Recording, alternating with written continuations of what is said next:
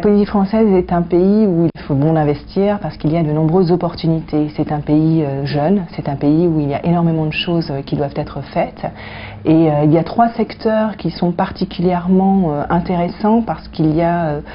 ce sont des secteurs qui bougent, des secteurs qui sont d'actualité sur la scène internationale. C'est le secteur du tourisme, où avec un peu moins de 3500 chambres, la Polynésie française offre de nombreuses opportunités. Les îles de Tahiti, Moorea et Bora Bora ont essentiellement été développées, mais nous avons également les îles des Tuamotu et les Marquises qui sont aujourd'hui très peu développées puisqu'on trouve 2 hôtels aux Marquises et 2 hôtels dans les Tuamotu et quelques hôtels, mais plutôt de catégorie 2-3 étoiles sur l'atoll de Rangiroa.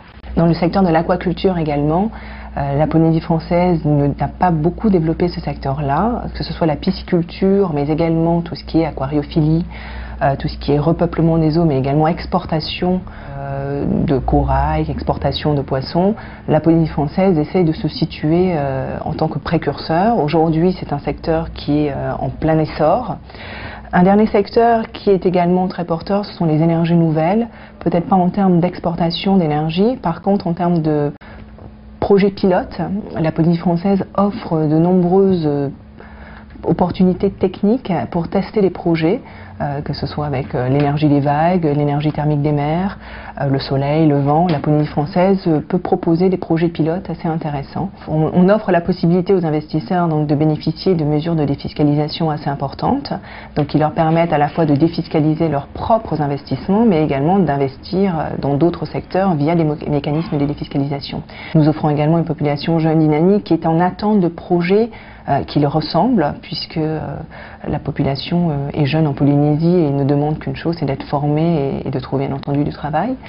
Et le cadre de vie légendaire de la Polynésie permet donc de pouvoir attirer du personnel qualifié qui pourra donc travailler dans des conditions à la fois fiscalement avantageuses, mais également dans un cadre de vie fort avantageux.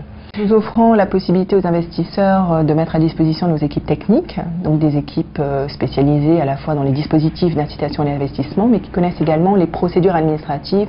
Donc nous pouvons les accompagner, nous pouvons organiser des réunions de médiation avec les différents services, surtout en début de projet, qui permet de définir une feuille de route et donc un calendrier assez clair qui permettra à l'investisseur de s'organiser, à la fois pour lever des financements, mais également pour lancer et finaliser ses études.